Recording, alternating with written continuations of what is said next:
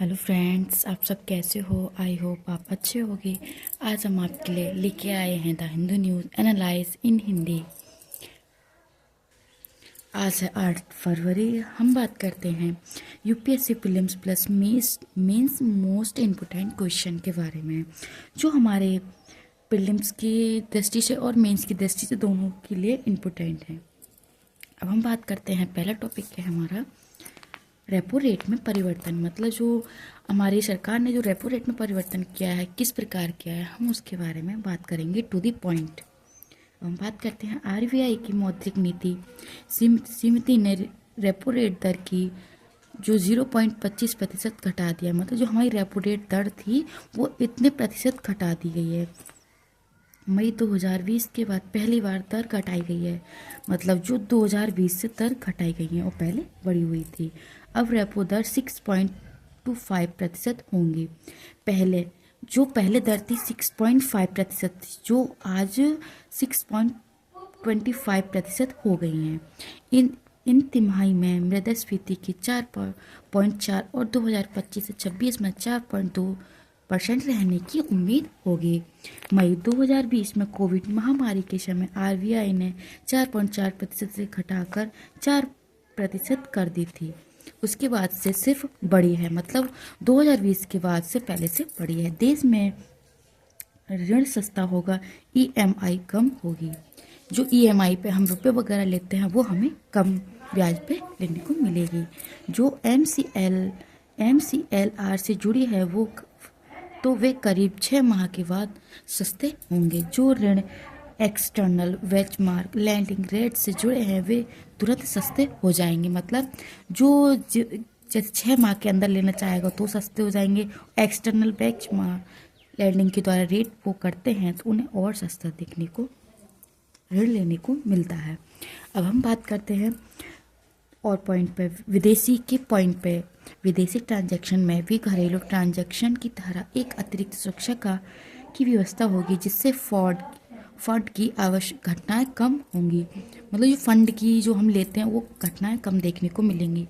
अब हम बात करते हैं अमेरिका की राष्ट्रपति ट्रंप और ऑस्ट्रेलिया आपराधिक न्याय। मतलब जो राष्ट्रपति हैं वो अंतर्राष्ट्रीय स्तर पर आपराधिक न्यायालय के बारे में बात करते हैं। डोनाल्ड ट्रंप ने अंतर्राष्ट्रीय अपराध न्यायालयों पर प्रतिबंध लगाया। मतलब जो अंतर्राष्ट्रीय जो आपराधिक हैं उन पर प्रतिबंध लगाया है कि आईसीसी पर अपनी शक्तियों का दुरुपयोग करने का आरोप लगाया। मतलब जो आईसीसी है उस पर जो अपनी शक्तियों का गलत उपयोग करने का आरोप लगाया है। हांगो में आधारित न्यायालय ने इजराइल के प्रधानमंत्री नेतन्याहू के खिलाफ गिरफ्तारी का वारंट जारी किया था। आईसीसी को अमेरिका में कम करने पर रोक, संपत्ति जब्त, अधिकारियों की यात्रा पर रोक। कोर्ट ने अमेरिकी के इस कदम की आलोचना की है। मतलब आलोचना ही की है कि अमेरिका के जो राष्ट्रपति है वो किस किस चीज़ों पर रोक लगा रहे हैं। अमेरिका और इजराइल कोई भी इस कोर्ट का सदस्य नहीं था। यूएन एवं यूरोपियन ने अमेरिका के इस कदम की आलोचना की है। मतलब यूरोपियन जो समूह और यूएन की जो अमेरिका इस कदम में आलोचना कर रहे हैं। अब हम बात करते हैं अपना नेक्स्ट आर्टिकल बायो एंड ई3 का मतलब है कि हमें बायो से मतलब है कि हमें किन किन चीज़ों पे अपना काम करना है। इकोनॉमिक, इन्वायरमेंट एवं एम्प्लॉयमेंट। इन ई3 का मतलब है इन 3 चीज़ों को ध्यान में रखते हुए केंद्र सरकार ने अगस्त 2025 में लाई गई बायो ई3 नीति पर राज्य के साथ चर्चा आरंभ की है। अर्थव्यवस्था, पर्यावरण और रोजगार के लिए बायोटेक्नोलॉजी का प्रयोग करने की योजना जताई है। हम बात करते हैं योजना के 6 स्तंभ। रासायनिक और एंजाइम का निर्माण, बेहतर भोजन और प्रोटीन का निर्माण, सूक्ष्म बायोथेरेपी, जलवायु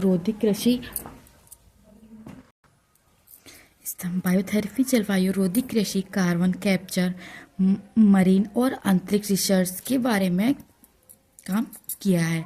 कई राज्यों में बायोटेक्नोलॉजी को लेकर कोई नीति नहीं है। मतलब हमें बायोटेक्नोलॉजी के द्वारा हमें इन तीन ई3 के 3 पॉइंटों पर ज़्यादा ध्यान देना है। अब हम बात करते हैं समानतापूर्ण शिक्षा, मतलब हमारे भारत अन्य देशों में समान शिक्षा प्राप्त हो रही है कि नहीं हो रही है, हम उसके बारे में बात करेंगे। अब हम बात करते हैं अपने पॉइंट पर। असर का डाटा से प्रदर्शित करता है कि भारत में स्कूल जाने का लक्ष्य काफ़ी हद तक पूरा हुआ है और डिजिटल डिवाइस की समस्या भी काफ़ी हद तक सुधार में देखने को मिली है। 2024 में 84% घरों में स्मार्टफोन उपलब्ध हैं। आगे जाकर ये डिवाइस सस्ते होंगे, लेकिन संसाधन युक्त लोगों के पास हमेशा एक कदम आगे की ओर तकनीकी उपलब्ध होती है। जैसे कि गरीब लोगों के पास फ़ोन उपलब्ध नहीं होते, जैसे अमीरों के पास होते। वो गरीब चाहते हैं कि हमें भी फ़ोन उपलब्ध हो, लेकिन अमीर इससे भी अच्छा स्मार्ट इंटेलिजेंसी फ़ोन या हर किसी चीज़ में आगे रहते हैं। इससे हमारे जो गरीब लोग होते हैं उन पर शिक्षा एवं स्मार्ट टेक्नोलॉजी नहीं पहुंच पाती है।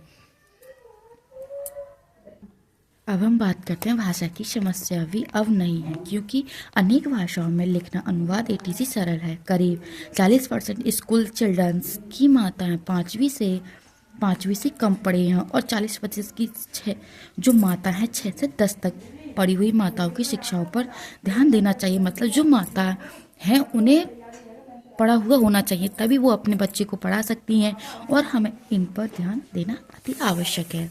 अब हम बात करते हैं पनामा और आरबीआई। पनामा और आरबीआई के क्या संबंध है, हम उसके बारे में बात करेंगे। पनामा ने चीन के belt and roads initiative project को छोड़ा। मतलब जो पनामा चीन है इस प्रोजेक्ट को छोड़ा, समझौते की अवधि समाप्त होने पर उसके दोबारा लागू करने से इनकार किया है। ये पनामा पर अमेरिका की दबाव का असर माना जा सकता है। अमेरिका में पनामा नहर की वापसी लेने की बात बराबर कही जा रही है। पिछले दिनों विदेशी मंत्री मार्क रूबियो ने पनामा से रुचि का प्रभाव हटाने को कहा। मतलब जो मंत्री है उन्होंने कहा कि हम इसमें भाग नहीं लेंगे। चीन ने अमेरिका के इस आचरण की आलोचना की है कि शीत युद्ध का नया आरंभिक माना जा सकता है। ये हमारे कुछ पनामा और आरबीआई के संबंधित पॉइंट हैं। आप इनको अच्छे से ध्यान में रखें और अपनी जानकारी में रखें। भारत और एआई, मतलब हमारे अब हम बात करते हैं भारत में एआई। भारत में एआई का एक बड़ा उपभोक्ता है, मतलब उपयोग करने वाला।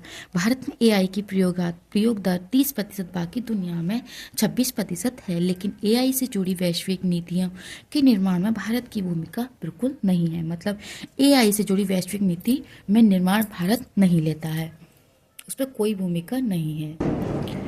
अब हम बात करते हैं 2024 में सैन फ्रांसिस्को में एआई सुरक्षा का वैश्विक संस्थान खुला। भारत ने अभी तक घरेलू संस्थान नहीं बनाया है, मतलब भारत ने अपना संस्थान नहीं बनाया है। और अमेरिका ने अभी से एआई सॉफ्टवेयर ने निर्यात पर नियंत्रण शुरू कर दिया है। मतलब अमेरिका हर चीज़ में आगे उसने अपना एआई का सॉफ्टवेयर भी नियंत्रण करना शुरू कर दिया है और हमारे भारत की कोई संस्था भी नहीं बनाई है। ये मुख्यतः चीन के लिए, लेकिन भारत भी प्रभावित हो सकता है। भारत के पास व्यापक डिजिटल इंफ्रास्ट्रक्चर ऑफ एआई ने वैश्विक नेतृत्व में शामिल होने का समस्या जताई है। फ्रेंड्स, आप सभी लोगों को नोट्स कैसे लगे कमेंट सेक्शन में बताना एंड वीडियो को ज़्यादा से ज़्यादा लाइक करना, शेयर करना एंड सब्सक्राइब करना ना भूलें। और फ्रेंड्स, मुझे कमेंट सेक्शन में ये भी बताना कि वीडियो आपके लिए कितनी हेल्पफुल होती है। टू द पॉइंट मैं आपके लिए दिखा देती हूँ ताकि आप टू द पॉइंट अपनी तैयारी अच्छे से करें और आप रिवीजन भी टाइम टू टाइम करते रहें। फ्रेंड्स, वीडियो को ज़्यादा से ज़्यादा लाइक करना, शेयर करना एंड सब्सक्राइब करना ना भूलें। And thank you. All the best your preparation for UPSC.